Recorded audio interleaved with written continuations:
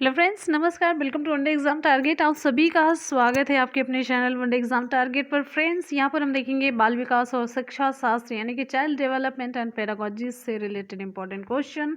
तो बिना किसी देरी के चलिए स्टार्ट करते हैं आज की क्लास को। सीडीपी के बहुत ही इंपॉर्टेंट क्वेश्चन हम लोग यहाँ पर कवर करेंगे। चलिए आ जाते हैं क्वेश्चन की तरफ। क्वेश्चन है, खिलौनों की आयु कहा जाता है, किस अवस्था को खिलौनों की आयु कहा जाता है।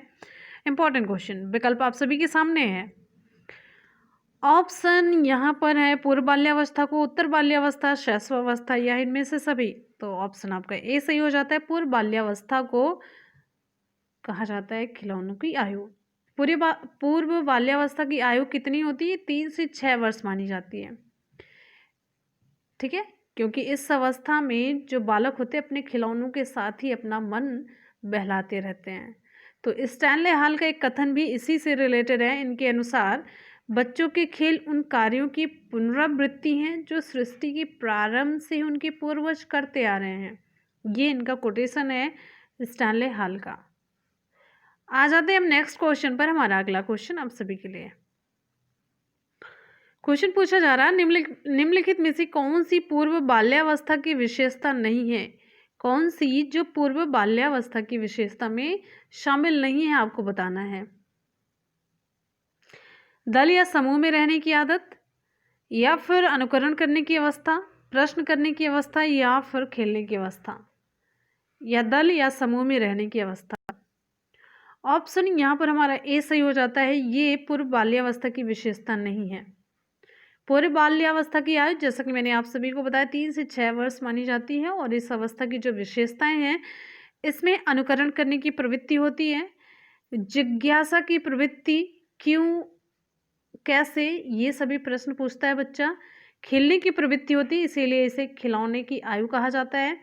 शारीरिक विकास में तीव्रता होती है, और इसी में ही स्वप्रेम की भावना जिसे नार्सिसिज्म कहते हैं, ये भी इसमें बहुत ही ज़्यादा प्रबल होती है। संवेगों का प्रदर्शन होता है इसमें, मूल प्रवृत्तियों पर आधारित काम करना।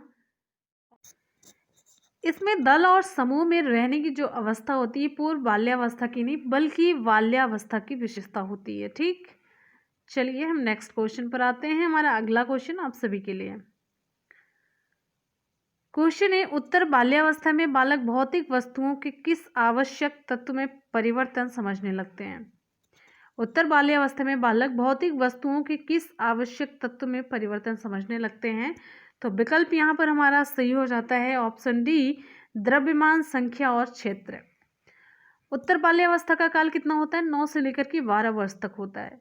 और इस काल में बालक की जो औपचारिक शिक्षा होती है वो प्रारंभ होती है और बालक विद्यालय जाने लगता है। और बालक भौतिक वस्तुओं के द्रव्यमान, संख्या एवं क्षेत्र को ये समझने लगता है। ठीक, आते हैं नेक्स्ट क्वेश्चन पर। हमारा अगला क्वेश्चन है, विकास का अर्थ है, विकास का क्या अर्थ है?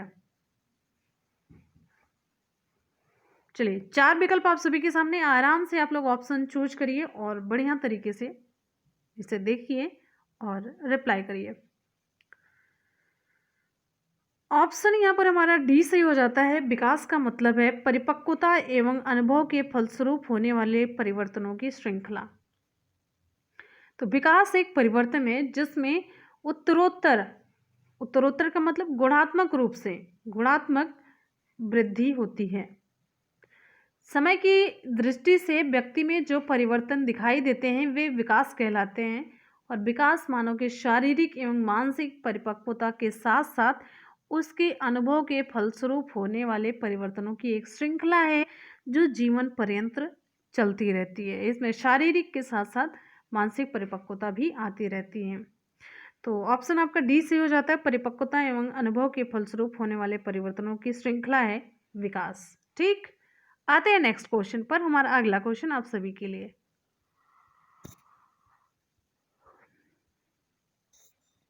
क्वेश्चन है, विकास के संदर्भ में निम्न में से कौन सा कथन सत्य नहीं है? पूछा जा रहा है कि कौन सा सत्य नहीं है। 3 तो सत्य होंगे, एक असत्य होगा, तो एक जो असत्य है वही आपको चुनना है। ऑप्शन हमारा कौन सा सही होगा? ऑप्शन यहाँ पर हमारा बी होता है सही। विकास उकसाने या बढ़ावा देने से नहीं होता है। ठीक है, विकास की प्रत्येक अवस्था के अपने खतरे, ये भी बात सही है। विकास सांस्कृतिक परिवर्तनों से प्रभावित होता है, ये भी सही है। विकास की प्रत्येक अवस्था की अपनी विशेषताएं होती हैं, ये भी सही है।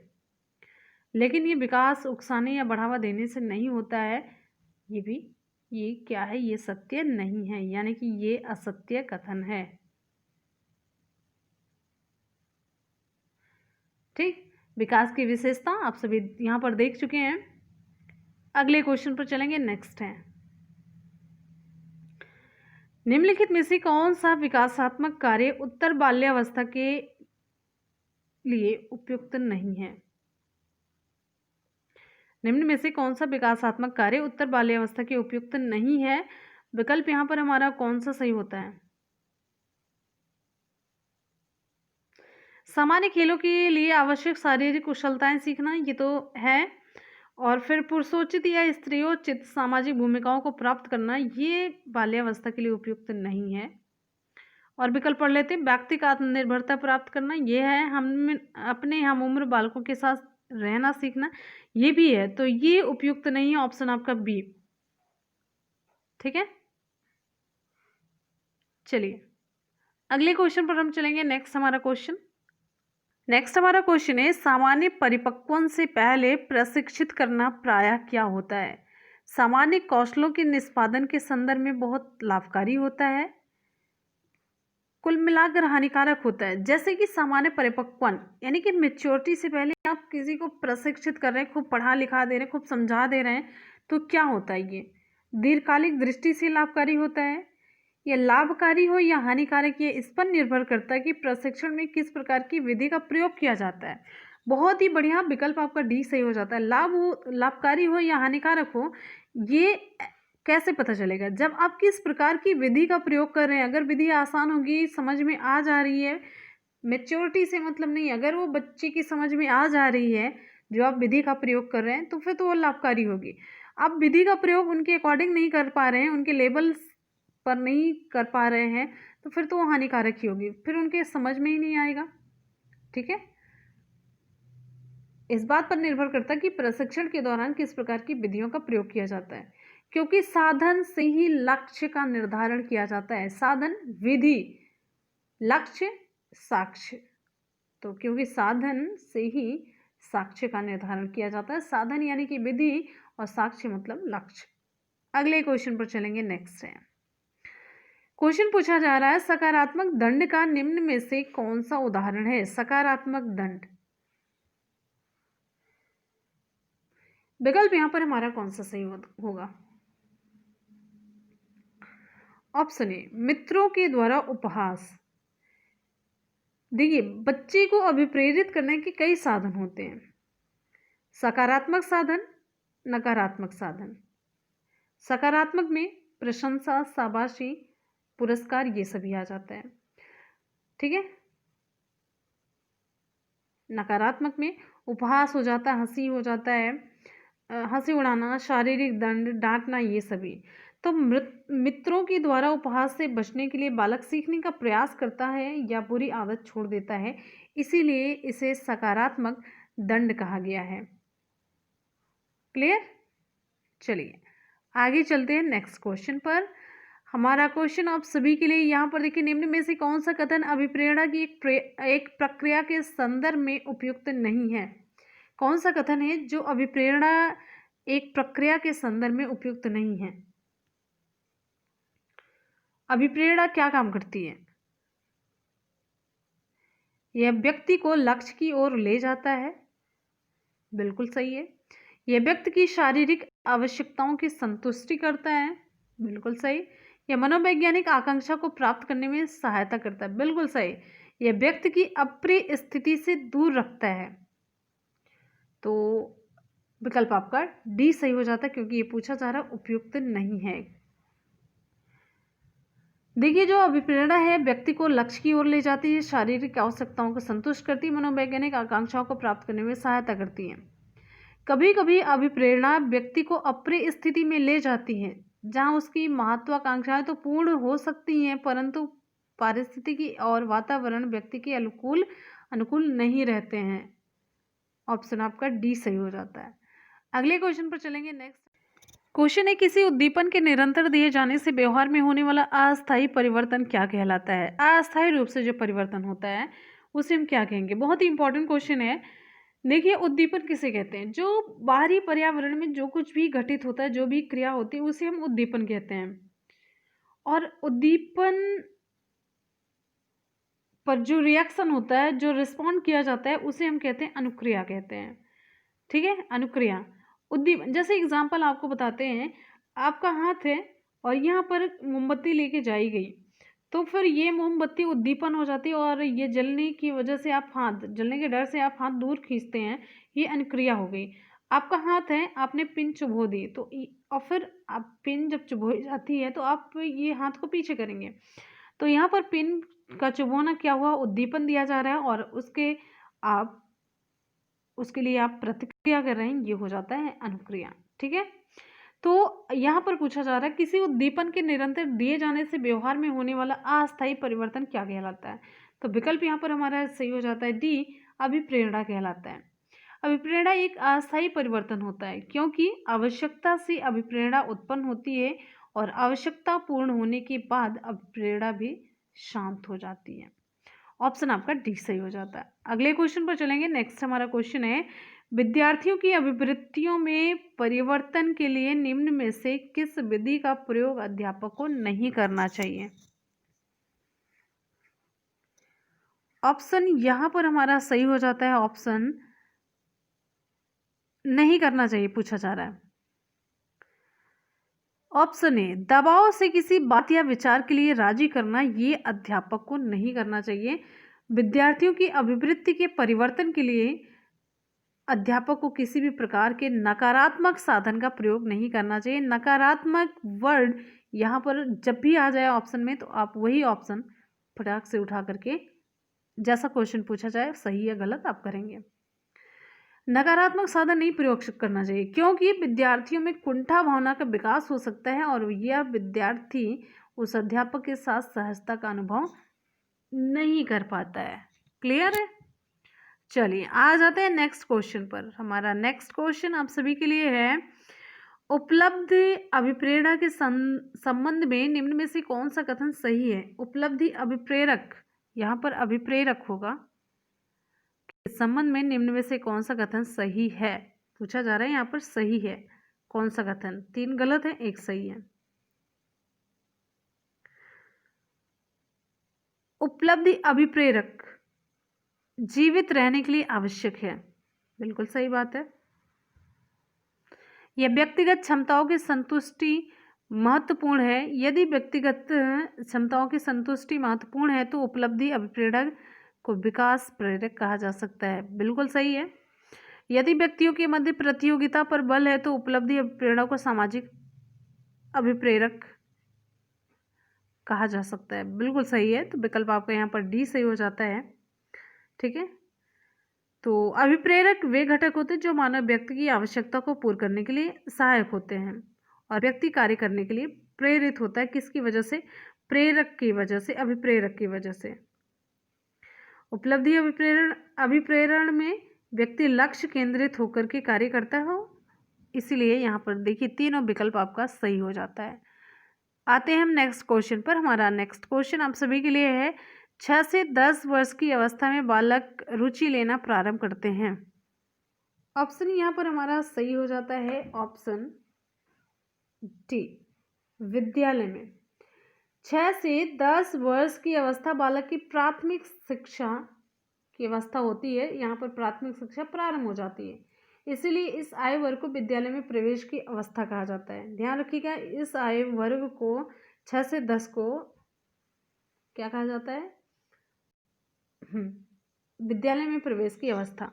इस अवस्था में बालक विद्यालय जाता है और वहां पर मित्र बनाता है। इस अवस्था में पहली बार बालक अपने पारिवारिक परिवेश से निकलकर बाहरी परिवेश में प्रवेश करता है।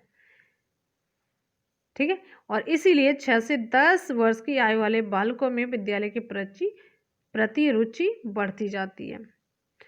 नेक्स्ट क्वेश्चन हमारा क्वेश्चन है, कौन सिद्धांत व्यक्त करता है कि मानव मस्तिष्क बर्फ की बड़ी चट्टान के समान है जो कि अधिकांशतः छिपी रहती है और उसमें चेतन के 3 स्तर हैं। बहुत ही इंपॉर्टेंट क्वेश्चन है। ऑप्शन यहाँ पर हमारा सही हो जाता है ऑप्शन सी, मनोविश्लेषणात्मक सिद्धांत। मनोवैज्ञानिक विश्लेषण सिद्धांत में मानव के मस्तिष्क के द्वारा उत्पन्न व्यवहार का आकलन किया जाता है। इस सिद्धांत को सिगमंड फ्रायड के द्वारा प्रतिपादित किया गया। ये क्वेश्चन इंपॉर्टेंट होता है। और फ्रायड चेतन की अपेक्षा अचेतन को सर्वाधिक महत्व देते हैं। किसे? अचेतन को ये सर्वाधिक महत्व देते हैं फ्रायड। फ्रायड के अनुसार मस्तिष्क एक बड़ी बर्फ की चट्टान के समान है जो अधिकांशतः छिपी रहती है और उसमें चेतन के 3 भाग हैं। कौन कौन से चेतन हैं? चेतन के 3 स्तर ये बताते हैं। चेतन है, अर्धचेतन है और अचेतन है। तो ये 3 हैं। ठीक है, आ जाते हैं नेक्स्ट क्वेश्चन पर। अगला हमारा क्वेश्चन है, कुछ लोगों का कहना है कि जो बालकों को गुस्सा आता है, कुछ लोगों का कहना है कि जब बालकों को, यहाँ पर जब बालकों को होगा, जब बालकों को गुस्सा आता है तो वे खेलने के लिए चले जाते हैं जब तक कि पहले से अच्छा महसूस नहीं करते। उनके व्यवहार में कौन सा प्रतिरक्षा तंत्र परिलक्षित होता है? तो आपसे पूछा जा रहा है इसमें कौन सा प्रतिरक्षा तंत्र परिलक्षित होता है। ऑप्शन यहाँ पर हमारा सही हो जाता है ऑप्शन बी, विस्थापन। तो बालकों में परिस्थितिवश व्यवहार में परिवर्तन होता है। जैसी परिस्थिति रहती है उनके व्यवहार में परिवर्तन हो जाता है और पूर्व परिस्थिति हट जाने पर बालक पूर्व की तरह व्यवहार करने लगता है। तो इसमें बालक के व्यवहार का विस्थापन हो जाता है जो अस्थायी और परिस्थितिवश होता है। ठीक है, इसमें व्यवहार का परिवर्तन हो जाता है जो कि अस्थायी होता है और परिस्थिति के अकॉर्डिंग होता है। ठीक है, नेक्स्ट क्वेश्चन पर आएंगे हम। अगला क्वेश्चन है, नेक्स्ट हमारा क्वेश्चन है, निम्न में से कौन सा व्यवहार भावात्मक बाधा को प्रदर्शित नहीं करता है? ऑप्शन यहाँ पर हमारा सही हो जाता है डी, स्वालीनता। स्वालीनता भावात्मक बाधा को प्रदर्शित नहीं करता है बल्कि यह स्वालीनता या ऑटिज्म मस्तिष्क के विकास के दौरान होने वाला विकार है जो व्यक्ति के सामाजिक व्यवहार और संपर्क को ये प्रभावित करता है। ठीक है, इससे प्रभावित व्यक्ति सीमित और दोहराव युक्त व्यवहार करता है, जैसे एक ही काम को बार बार ये दोहराता रहता है। ठीक है, ऑप्शन आपका डी सही हो जाता है। अगले क्वेश्चन पर हम चलेंगे। इंपॉर्टेंट क्वेश्चन था, ये ध्यान रखिएगा। अगला क्वेश्चन है और नया क्वेश्चन भी था। क्वेश्चन है, निःशक्त बालकों की शिक्षा के लिए प्रावधान किया जा सकता है, कैसे? बिल्कुल ऑप्शन आपका ए सही हो जाता है। इस तरीके की क्वेश्चन में हमेशा जब भी बच्चों की शिक्षा की बात की जाती है और जो निःशक्त बच्चे होते हैं तो उसमें आप समावेशी शिक्षा ही लगाएंगे, सबसे बेटर ऑप्शन होता है, आँख मूंद करके। विकल्प आपका ए सही हो जाता है। निःशक्त बालक वे होते हैं जो शारीरिक रूप से अक्षम होते हैं, कुछ कमी होती है उनमें, उनके शरीर में। तो समावेशी शिक्षा के अंतर्गत इन बालकों को भी शिक्षा देने का प्रावधान किया गया है। और समावेशी शिक्षा वह है जिसमें सभी प्रकार के बालकों को बिना किसी भेदभाव के एक ही जगह पर, एक ही छत के नीचे, एक ही स्थान पर शिक्षा दी जाती है, सबके साथ मिल करके। ठीक है, आ जाते हैं नेक्स्ट क्वेश्चन पर। हमारा अगला क्वेश्चन है, निम्न में से कौन सी मानसिक मंदता की विशेषता नहीं है? मानसिक मंदता की विशेषता नहीं, ये पूछा जा रहा है, कौन सी? ऑप्शन कौन सा सही होगा? मानसिक मंदता की विशेषता, विकल्प आपका यहाँ पर डी सही हो जाता है, अंतर्वैयक्तिक संबंधों का कमजोर होना। अंतर्वैयक्तिक संबंधों का कमजोर होना मानसिक मंदता की विशेषता नहीं है, क्योंकि संबंधों में मजबूती कमजोर व्यक्ति के व्यवहार से जुड़ी होती है, ना कि बुद्धि से। ठीक है, बुद्धि से ये जुड़ी नहीं होती है। नेक्स्ट क्वेश्चन पर चलेंगे। हमारा अगला क्वेश्चन आप सभी के लिए क्वेश्चन है, विद्यार्थियों के अच्छे मानसिक स्वास्थ्य को बनाए रखने के लिए निम्न में से कौन सा तरीका अधिक महत्वपूर्ण है? ऑप्शन यहाँ पर हमारा सही हो जाता है डी, अध्यापक की भूमिका एवं विद्यालय वातावरण। विद्यार्थियों के अच्छे मानसिक स्वास्थ्य को बनाए रखने के लिए अध्यापक की भूमिका और विद्यालय का जो वातावरण है वो बहुत ही महत्वपूर्ण योगदान करता है। अध्यापक की भूमिका कैसी होती है और फिर वातावरण अगर अच्छा रहता है तो मानसिक स्वास्थ्य बढ़िया रहता है, आप खुश रहते हैं, प्रसन्नचित रहते हैं। और अध्यापक जिस तरीके से व्यवहार करता है उसकी भूमिका आपको पढ़ाने में, आपको आगे ले जाने में, हर जगह पर कैसी होती ये डिपेंड करता है। और फिर अगर सब कुछ बढ़िया रहा तो आप अच्छा सोचेंगे, खुश रहेंगे, तो आपका मानसिक स्वास्थ्य भी अच्छा रहेगा। आ जाते हैं हम नेक्स्ट क्वेश्चन पर। हमारा अगला क्वेश्चन है, कमजोर वर्ग के बालक से तात्पर्य क्या है? कमजोर वर्ग के बालक, इसका मतलब क्या होता है? विकल्प यहाँ पर हमारा सही हो जाता है ऑप्शन डी। कमजोर वर्ग से मतलब होता है ऐसे अभिभावकों, ऐसे है यहाँ पर, ऐसे अभिभावकों के बालकों से जो सरकार द्वारा निर्धारित न्यूनतम सीमा की वार्षिक आय की सीमा से नीचे के वर्ग में आते हैं। सरकार द्वारा निर्धारित न्यूनतम सीमा की जो वार्षिक आय होती है उससे नीचे के वर्ग में आने वाले लोगों को कमजोर वर्ग कहा जाता है और उनके बालकों को कमजोर वर्ग का बालक कहा जाता है। ठीक है, कहा जाता है ना, जिसकी इतनी आय होगी वो ये फॉर्म भर सकते हैं, उनको ये वजीफा मिलेगा, ऐसा मिलेगा, वैसे मिलेगा। तो एक निश्चित आय के नीचे अगर आप हैं, जो सरकार ने मानक तय किया है, तो आप कमज़ोर वर्ग के कहे जाएंगे और बच्चा भी वो क्या होगा, कमज़ोर वर्ग का बालक कहा जाएगा।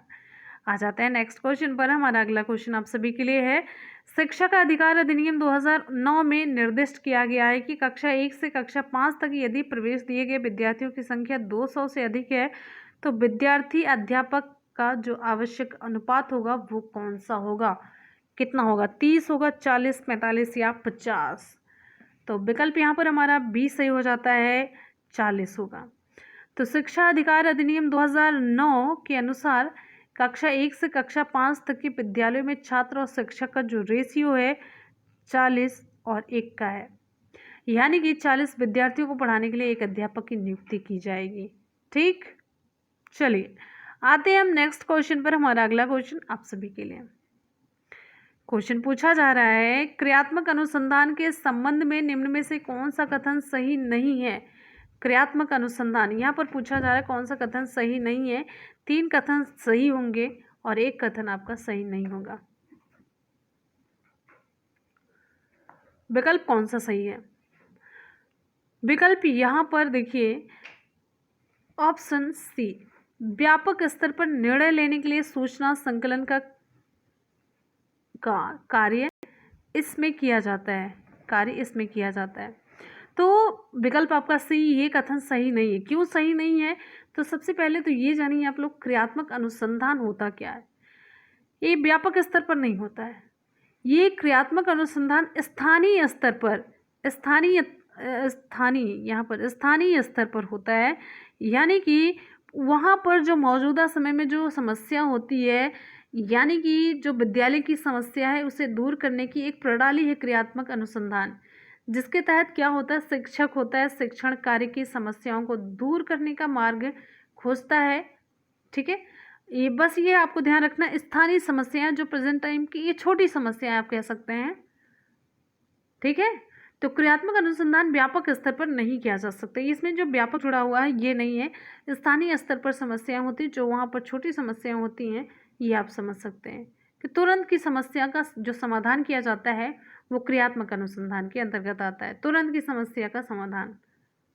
और स्थानीय स्तर पर जो समस्या होती है उसका समाधान ये आता है किस में? क्रियात्मक अनुसंधान में। हमारा अगला क्वेश्चन है, निम्न में से कौन सा कथन शिक्षण के बारे में सत्य नहीं है? कौन सा कथन जो शिक्षण के बारे में सत्य नहीं है? शिक्षण में सुधार किया जा सकता है, बिल्कुल किया जा सकता है। शिक्षण औपचारिक और अनौपचारिक, बिल्कुल सही है। शिक्षण विज्ञान के साथ साथ कला भी है, बिल्कुल सही है। शिक्षण अन्वेषण है, शिक्षण अन्वेषण नहीं है, विकल्प आपका डी सही हो जाता है। बल्कि शिक्षण साहचर्य की भूमिका निभाता है, साहचर्य साथ साथ एक तरीके से जिसमें शिक्षक और छात्र दोनों का संबंध बना रहता है। क्लियर? आ जाते हैं नेक्स्ट क्वेश्चन पर। हमारा अगला क्वेश्चन आप सभी के लिए है, राष्ट्रीय पाठचर्या रूपरेखा 2005 में गुणवत्ता आयाम शीर्षक के अंतर्गत अधिक महत्व दिया जाता है।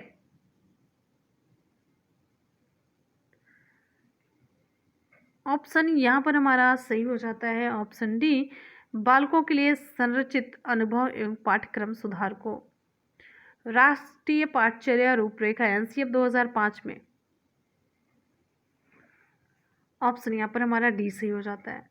तो राष्ट्रीय पाठचर्या रूपरेखा 2005 में गुणवत्ता आयाम शीर्षक के अंतर्गत बालकों के लिए संरचित अनुभव और पाठ्यक्रम सुधार को सर्वाधिक महत्व दिया जाता है। इसमें क्या होता है, इसके अंतर्गत आपको एक लाइन में बताते हैं कि पाठ्यक्रम का निर्धारण छात्र के मानसिक क्षमता और आयु वर्ग को ध्यान में रख करके किया जाता है। ठीक है, तो इस संरचित अनुभव, ये आप जितना भी ये सारे वर्ड देख रहे हैं, तो इसका मतलब है कि इसका जो पाठ्यक्रम का निर्धारण होता है छात्र के मानसिक क्षमता, उसके अनुभव और आयु वर्ग को ध्यान में रख करके किया जाता है। ठीक है, चलिए अगले क्वेश्चन पर हम चलेंगे। नेक्स्ट है क्वेश्चन है, राष्ट्रीय पाठचर्या रूपरेखा 2005 में निम्न में से किस परीक्षा संबंधी सुधारों को सुझाया गया है। राष्ट्रीय पाठचर्या रूपरेखा 2005 में निम्न में से किस परीक्षा संबंधी सुधारों को सुझाया गया है। ऑप्शन हमारा ए सही हो जाता है। राष्ट्रीय पाठचर्या रूपरेखा 2005 में कक्षा 10 की परीक्षा को ऐच्छिक करने का सुझाव दिया गया है। ठीक है, नेक्स्ट क्वेश्चन। नेक्स्ट हमारा क्वेश्चन है, दबाव को कम करने एवं परीक्षाओं में सफलता के लिए आवश्यक है। क्या आवश्यक है, विकल्प आप सभी के सामने है। ऑप्शन यहाँ पर हमारा ए सही हो जाता है, कम अवधि की परीक्षाओं में अंतरण होना चाहिए। तो दबाव को कम करने और परीक्षाओं की सफलता के लिए कम अवधि की परीक्षाओं में अंतरण का कम होना आवश्यक है। इसी को ध्यान में रखते हुए आज सभी विद्यालयों में तिमाही, छमाही, वार्षिक परीक्षा का आयोजन किया जाता है, जबकि उच्च विद्यालयों में क्या है, सेमेस्टर प्रणाली का विकास किया गया है। नेक्स्ट क्वेश्चन पर हम आएंगे। हमारा अगला क्वेश्चन आप सभी के लिए है, मूल्यांकन का उद्देश्य है। मूल्यांकन का उद्देश्य क्या होता है। ऑप्शन कौन सा सही होगा, मूल्यांकन का उद्देश्य। ऑप्शन यहाँ पर डी सही हो जाता है। मूल्यांकन का उद्देश्य उत्पादक जीवन जीने के लिए शिक्षा किस सीमा तक तैयार कर पाई है, इसका पुष्टि पोषण प्रदान करना। देखिए, किसी कार्य के पूर्ण होने के बाद उस कार्य का मूल्यांकन किया जाता है कि वह कार्य अपने उद्देश्य को कितनी सीमा तक प्राप्त कर सका है, और उसके लिए उचित पुष्टि पोषण प्रदान किया जाता है ताकि पूर्ण उद्देश्य की प्राप्ति हो सके। तो ऑप्शन आपका मूल्यांकन का उद्देश्य, विकल्प आपका डी सही हो जाता है। उम्मीद है कि आपको बहुत ही अच्छे तरीके से क्लियर समझ में आ रहा होगा। तो एक बार जितने भी स्टूडेंट वीडियो को देख रहे हैं, फटाफट से वीडियो को लाइक करेंगे, दोस्तों में लिंक को शेयर करना बिल्कुल भी ना भूलें। चलिए आ जाते हैं अगले क्वेश्चन पर। प्राथमिक विद्यालयों के बालकों के लिए निम्न में से किसे बेहतर मानते हैं। वीडियो अनुरूपण, प्रदर्शन, स्वयं के द्वारा किया गया अनुभव, या इनमें से सभी। ऑप्शन आपका सी सही हो जाता है, स्वयं के द्वारा करके सीखना सबसे बेटर होता है, आपको बताया गया है। तो प्राथमिक विद्यालयों के बालकों के लिए स्वयं के द्वारा प्राप्त किए गए अनुभव से प्राप्त शिक्षा सबसे बेहतर मानी जाती है, क्योंकि स्वयं के अनुभव से प्राप्त शिक्षा जीवन पर्यंत स्थिर बनी रहती है। वहाँ पर सारे कॉन्सेप्ट क्लियर हो जाते हैं, आपको कुछ भी भूलता नहीं है। तो फ्रेंड्स, इस तरीके से यहाँ पर आज के सीडीपी के इंपॉर्टेंट क्वेश्चन हो जाते हैं कंप्लीट। आपको कैसे लगे हमेशा की तरह फीडबैक जरूर दीजिएगा। और चलिए फटाफट से कर लेते हैं एक बार जल्दी से सुपरफास्ट रिवीजन। क्वेश्चन है, खिलौनों की आयु कहा जाता है, किस अवस्था को खिलौनों की आयु कहा जाता है। तो विकल्प ए सही हो जाता है, पूर्व बाल्यावस्था को। हमारा अगला क्वेश्चन नेक्स्ट है, निम्न में से कौन सी पूर्व बाल्यावस्था की विशेषता नहीं है। ऑप्शन यहाँ पर हमारा ए सही होता है, दल या समूह में रहने की अवस्था। अगला क्वेश्चन, उत्तर बाल्यावस्था में बालक भौतिक वस्तुओं के किस आवश्यक तत्व में परिवर्तन समझने लगते हैं। ऑप्शन डी, द्रव्यमान, संख्या और क्षेत्र। अगला क्वेश्चन है, विकास का अर्थ क्या है। विकास का अर्थ, ऑप्शन यहाँ पर हमारा सही हो जाता है, विकास का मतलब, विकल्प आपका डी सही हो जाता है, परिपक्वता एवं अनुभव के फलस्वरूप होने वाले परिवर्तनों की श्रृंखला। अगला क्वेश्चन है, अगला क्वेश्चन, विकास के संदर्भ में निम्नलिखित में से कौन सा कथन सत्य नहीं है। पूछा जा रहा है कि कौन सा कथन सत्य नहीं है। विकल्प आपका बी सही हो जाता है। विकास उकसाने या बढ़ावा देने से नहीं होता है। अगला क्वेश्चन, निम्न में से कौन सा विकासात्मक कार्य उत्तर बाल्यावस्था की उपयुक्त नहीं है। ऑप्शन बी, पुरुषोचित या स्त्रियोचित सामाजिक भूमिकाओं को प्राप्त करना। अगला क्वेश्चन है, सामान्य परिपक्वों से पहले प्रशिक्षित करना प्रायः, ऑप्शन आपका डी से हो जाता है, लाभकारी हो या हानिकारक, यह इस पर निर्भर करता है कि प्रशिक्षण में किस प्रकार की विधि का प्रयोग किया गया है। अगला क्वेश्चन है, सकारात्मक दंड निम्नलिखित में से कौन सा है। ऑप्शन ए, मित्रों के द्वारा उपहास करना, यह सकारात्मक दंड में शामिल है। क्वेश्चन है, निम्न में से कौन सा कथन अभिप्रेरणा एक प्रक्रिया के संदर्भ में उपयुक्त नहीं है। ऑप्शन डी, यह व्यक्ति की अप्रिय स्थिति से दूर रखता है। अगला है, किसी उद्दीपन के निरंतर दिए जाने से व्यवहार में होने वाला अस्थायी परिवर्तन, ये क्या कहलाता है। विकल्प हमारा डी सही हो जाता है, अभिप्रेरणा कहलाता है। नेक्स्ट क्वेश्चन है, विद्यार्थियों की प्रवृत्तियों में परिवर्तन के लिए निम्नलिखित में से किस विधि का प्रयोग अध्यापक को नहीं करना चाहिए। ऑप्शन ए, दबाव से किसी बात या विचार के लिए राजी करना। अगला क्वेश्चन हमारा है, उपलब्धि अभिप्रेरणा के संदर्भ में संबंध में निम्नलिखित में से कौन सा कथन सही है। ऑप्शन डी, इनमें से सभी सही हैं। चारों विकल्प आपके तीनों सही हैं। क्वेश्चन है, 6 से 10 वर्ष की अवस्था में बालक रुचि लेना प्रारंभ करते हैं। ऑप्शन डी, विद्यालयों में। अगला क्वेश्चन है, कौन सिद्धांत व्यक्त करता है कि मानव मस्तिष्क बर्फ की बड़ी चट्टान के समान है जो अधिकांशतः छिपी रहती है और उसमें चेतन के 3 स्तर हैं। ऑप्शन यहाँ पर हमारा सही हो जाता है, मनोविश्लेषणात्मक सिद्धांत, ऑप्शन सी। नेक्स्ट हमारा क्वेश्चन, कुछ लोगों का कहना है कि बालकों को गुस्सा आता है, कि जो बालकों को गुस्सा आता है तो वे खेलने के लिए चले जाते हैं जब तक कि पहले से अच्छा महसूस नहीं करते। उनके व्यवहार में कौन सा प्रतिरक्षा तंत्र परिलक्षित होता है। ऑप्शन यहाँ पर हमारा बी सही हो जाता है, विस्थापन। अगले क्वेश्चन पर चलेंगे। नेक्स्ट हमारा क्वेश्चन आप सभी के लिए, समायोजन से तात्पर्य स्वयं का विभिन्न परिस्थितियों में अनुकूलन करना है ताकि संतुष्ट किया जा सके किसे। ऑप्शन आपका डी सही हो जाता है, आवश्यकताओं को। अगला क्वेश्चन है, निम्न में से कौन सा व्यवहार भावात्मक बाधा को प्रदर्शित नहीं करता है। पूछा जा रहा है नहीं करता है। ऑप्शन डी, स्वालीनता। हमारा नेक्स्ट क्वेश्चन है, निःशक्त बालकों की शिक्षा के लिए प्रावधान किया जा सकता है। ऑप्शन यहाँ पर हमारा ए सही हो जाता है, समावेशी शिक्षा द्वारा। नेक्स्ट क्वेश्चन है, निम्न में से कौन सी मानसिक मंदता की विशेषता नहीं है। ऑप्शन डी, नेक्स्ट है। हमारा अगला क्वेश्चन आप सभी के लिए, विद्यार्थियों के अच्छे मानसिक स्वास्थ्य को बनाए रखने के लिए निम्न में से कौन सा तरीका अधिक महत्वपूर्ण है। ऑप्शन डी, अध्यापक की भूमिका एवं विद्यालयी वातावरण। क्वेश्चन है, कमजोर वर्ग के बालक से तात्पर्य क्या है। ऑप्शन है, ऐसे अभिभावकों के बालकों से जो सरकार द्वारा निर्धारित न्यूनतम सीमा की वार्षिक आय की सीमा से नीचे के वर्ग में आते हैं। क्वेश्चन है, शिक्षा का अधिकार अधिनियम 2009 में निर्दिष्ट किया गया है कि कक्षा 1 से 5 तक यदि प्रवेश दिए गए विद्यार्थियों की संख्या 200 से अधिक है तो विद्यार्थी और अध्यापक का आवश्यक अनुपात कितना होगा। 40 और 1 का रेशियो होगा। ऑप्शन आपका बी सही हो जाता है। हमारा नेक्स्ट क्वेश्चन आप सभी के लिए है, क्रियात्मक अनुसंधान के संबंध में निम्न में से कौन सा कथन सही नहीं है। तो ऑप्शन यहाँ पर आपका सी सही हो जाएगा, व्यापक स्तर पर निर्णय लेने के लिए सूचना संकलन का कार्य में किया जाता है। तो व्यापक स्तर पर नहीं, यहाँ पर सबसे इंपॉर्टेंट है क्रियात्मक अनुसंधान, ये स्थानीय स्तर पर विद्यालय की समस्याओं को दूर करने के लिए इसका प्रयोग किया जाता है। नेक्स्ट क्वेश्चन पर हम आएंगे, निम्न में से कौन सा कथन शिक्षण के बारे में सत्य नहीं है। शिक्षण के बारे में कौन सा कथन सत्य नहीं है। ऑप्शन यहाँ पर डी सही हो जाता है, शिक्षण अन्वेषण है। तो इसमें बल्कि साथ साथ दोनों का संबंध बना रहता है, शिक्षक और छात्र यानी कि साहचर्य की भूमिका निभाता है। अगला हमारा क्वेश्चन, राष्ट्रीय पाठ्यचर्या और रूपरेखा 2005 में गुणवत्ता आयाम शीर्षक के अंतर्गत अधिक महत्व दिया गया है। ऑप्शन डी सही हो जाता है, बालकों के लिए संरचित अनुभव और पाठ्यक्रम सुधार को। अगला हमारा क्वेश्चन है, राष्ट्रीय पाठ्यचर्या रूपरेखा 2005 में निम्न में से किस परीक्षा संबंधी सुधारों को सुझाया गया है। ऑप्शन ए सही हो जाता है। नेक्स्ट हमारा क्वेश्चन आप सभी के लिए है, दबाव को कम करने के लिए परीक्षाओं में सफलता के लिए आवश्यक क्या है। ऑप्शन हमारा ए सही हो जाता है, कम अवधि की परीक्षाओं में अंतरण होना चाहिए। अगला है मूल्यांकन का उद्देश्य क्या है। मूल्यांकन का उद्देश्य क्या है? विकल्प आपका डी सही हो जाता है।